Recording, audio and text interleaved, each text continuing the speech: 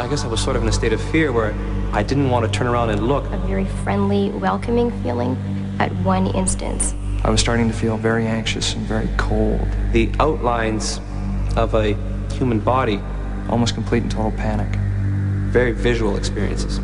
One of the first ones. Here at Laurentian University in Sudbury, Ontario, a team is investigating certain common perceptions of the inner mind. So we'll be taking a baseline recording first. Before we Right now, they're looking at the electromagnetic brain patterns seen in people having the near-death experience. We're going to compare that. The research is led by Dr. Michael Persinger.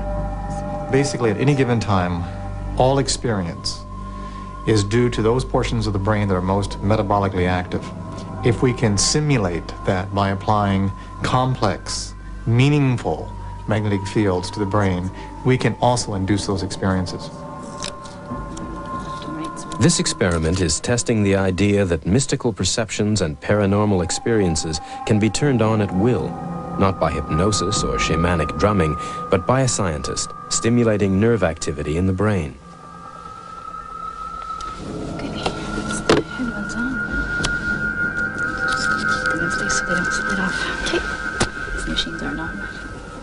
The volunteer sits blindfolded in a soundproof chamber. This sensory deprivation allows the mind to focus on electromagnetic patterns transmitted across the brain through this modified crash helmet. If you feel anything change with the electrodes. They're able to simulate the exact brain patterns that occur in near-death experiences. Is that comfortable? Yeah.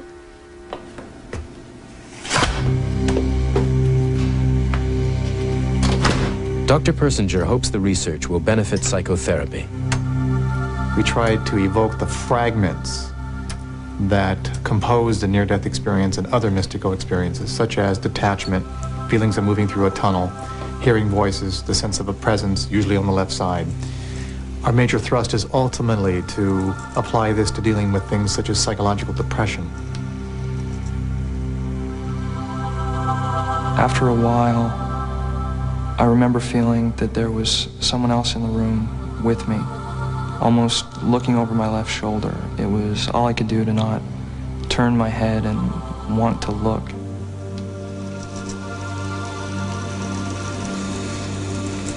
If you stimulate the deep portions of the temporal lobe, so you can get very, very vivid imagery, and the emotional commitment or the emotional sensation that something is profound, real, cosmically real, and personally significant.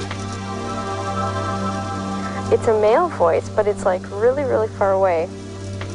As if you can just sort of like catch a tone you can't really hear. You can tell that it's someone talking. You can distinguish that, but you can't make out any kind of words or anything like that. What we've been doing recently is generating words as magnetic patterns. And even though the person isn't hearing it through their ears, their brain is interpreting it. So they're actually having fragments of experiences as if they're hearing it when in actual fact it cannot be. These experiences are so strong, they're utterly real for the person who has them. They can be as profound as a religious conversion, yet we can generate them with a machine. These mind games are beginning to shed their secrets. The scientist becomes the shaman. But what are the limits? What else can people be made to believe? But one thing that's really clear, you can control the person's experiences and they don't know they're being controlled. That's why this technology is a potentially powerful one and has a two-edge to its sword. As a tool of science, this technology may bring us valuable new understandings of the obscure depths of the human mind. But there's a dark side. In the wrong hands, could it become an instrument of power, a means of oppression? If we're not careful, will mind games one day become mind control?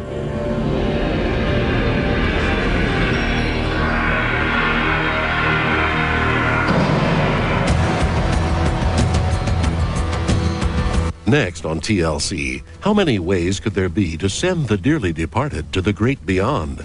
Science Frontiers is deadly serious. Then, it's a peek into the secret life of the telephone.